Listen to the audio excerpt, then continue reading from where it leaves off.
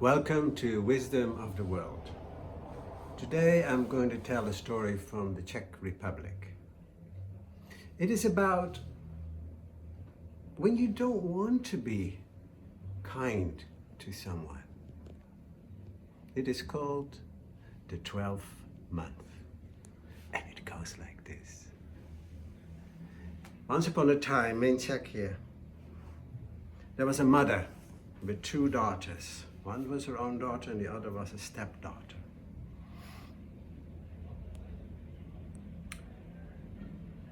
The stepdaughter was really beautiful. Her own stepdaughter was called Marusa. Her own daughter was called Helena, and she was actually ugly. That's the main reason why the mother treated those children so differently. So she made Marusa, the pretty one, work really hard, do all the chores outside, cut the firewood, cook, scrub the floors, everything.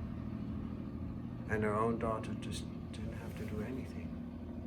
And what made it even worse is that over the years, Marusa got prettier and prettier, and her own daughter got uglier and uglier. And so at some point, the mothers thought, well, if any suitors, boys, are gonna come by this house, they're all gonna marry Marusa. My daughter won't stand a chance. And from that day on, the mother and her own daughter plotted to get rid of Marusa, the stepdaughter, the pretty one. So one day, the mother said to the stepdaughter, please go out and pick some violets. Violets, you know, these little pretty little flowers that you see in spring. Go get some because they smell so nice, and then I can put them all around me, and beautiful, make it pretty. But it was the middle of winter. It was December. And Marusa said, where am I going to find violets this time of the year? And the stepmother and the sister got furious to say, if you asked to do something, you have to do it. You don't argue about it. So they kicked her out and put her out in the cold. Poor Marusa, there she was in the snow. So she pulled her coat around and she went and walked, and she walked and she walked, and she didn't know where to go, where to find. There was snow everywhere, trees with big packages of snow, all weighing them down. And so she walked and walked, and finally she saw a little light way on top of the hill. So she walked up to that light. There was a big fire, and there were 12 men sitting all around that fire. And she was quite intimidated by them, but in the end she gathered up all her courage and she says, dear sirs, may I please warm my hands? I'm just so cold. And the oldest one, sitting at the head, nodded. Yes. And while she was warming her hand, he says, what brings you here, little girl? And she says, well, I'm here to find some violets, said the head, who was January. He says, but there are no violets now in the winter. And she says, I know, but if I don't come home, then my mother and my stepsister will kill me.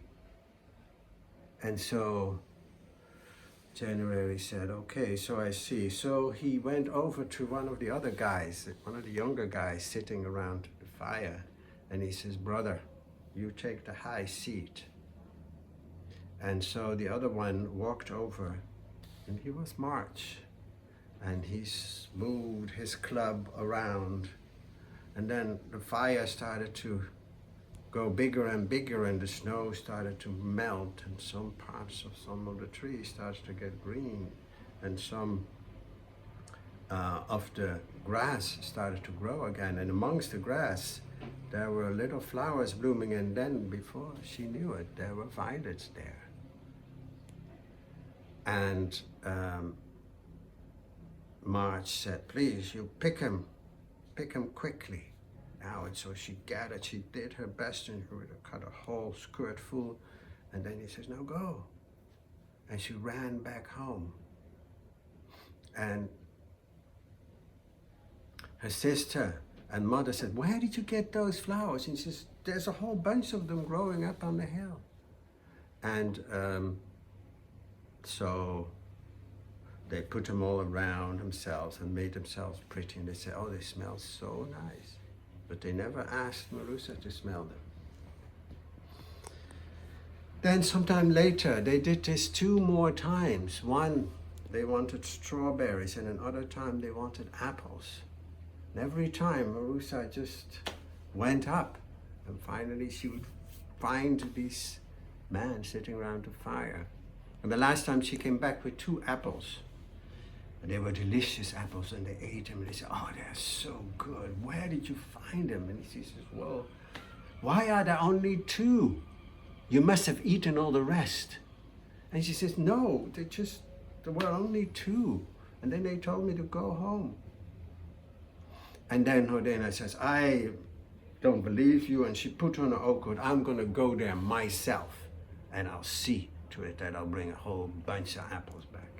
And the mother said, no, don't go. It's way too cold. But before she knew, the other daughter went.